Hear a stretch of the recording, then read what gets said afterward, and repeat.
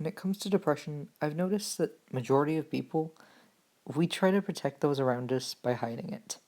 If they ask, they do want to help. They want to make sure that they can help us, but we block them out. This is what we assume will help. We think we're helping them and protecting them this way.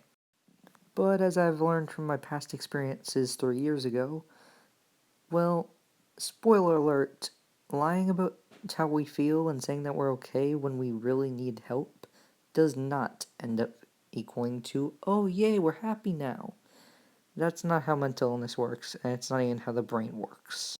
Please don't take this the wrong way. I know from firsthand experience that it's not easy, but when I was going through this, there kinda was two of me. There was the me that people saw, which was basically just a fake version of me that always was happy so that I could protect them, so that I could keep them out of my own problems, so that they were safe from it. Then there was the real me, the one that felt like everything I did was wrong, and I had no control of anything I did in life. I felt like anyone I let close to me, I lost them because I was driving them away, because I was a burden, I was a problem. Everything I did was wrong. That's when I started to feel a voice in the back of my head that was telling me, it knows how to fix all this. It knows how to make the pain go away. All I had to do was to disappear.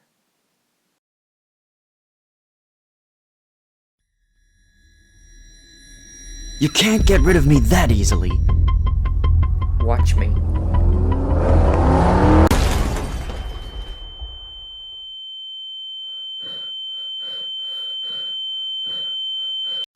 I'm still here because I refuse to let that voice control me. That voice almost took me away from everything I care about. And if I'm still here, then that means that I won. I beat the voice. And that's why I'm making this video, to help everyone else to beat it. Looking back on my past, I can see what happened that made this all go wrong. And that is I listened to the voice. I listened to it for way too long, and I let it stay. I thought I was helping myself, but I was making it worse. I'm glad that there was one person that I knew that actually did notice there was something wrong. And luckily, they convinced me into talking to a therapist about 2 weeks before I ended up making that horrible mistake. Luckily, I had the voice of the therapist in the back of my head kinda reminding me. Most of what I remember is basically, majority of psychological damage is kinda like getting hit by a baseball bat. It'll hurt like hell at first, but over time it does go away. It'll still hurt, and you'll probably still have a mark from it, but if you get it helped, it can go away over time. Whereas if you deal with depression, anxiety, and more serious issues like that, they feel more like being lit on fire.